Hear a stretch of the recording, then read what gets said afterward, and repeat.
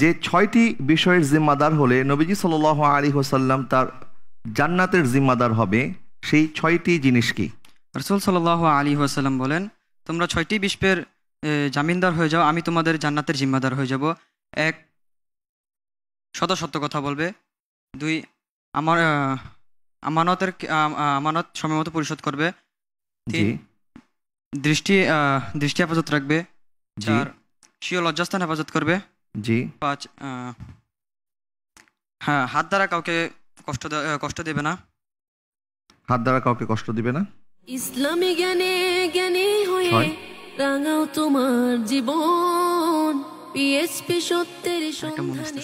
আরেকটি মনে আসতেছে না। আপনি 5টি সঠিকভাবে বলেছেন। যখন কথা বলো সত্য বলো, যখন তোমাদের কাছে আমানত রাখা হয় তা পরিশোধ করো, স্বীয় লজ্জাস্থান হেফাজত করো, স্বীয় দৃষ্টি অবনত রাখো, স্বীয় হস্তদ্বয়কে বিরত রাখো, অর্থাৎ হাত দ্বারা কাউকে কষ্ট দেওয়া যাবে না।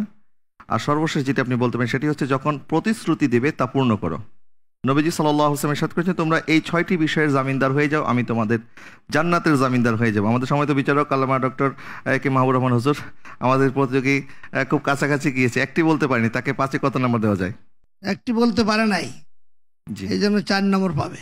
জি, আপনাকে 4 নম্বর দেওয়া হচ্ছে। আলহামদুলিল্লাহ।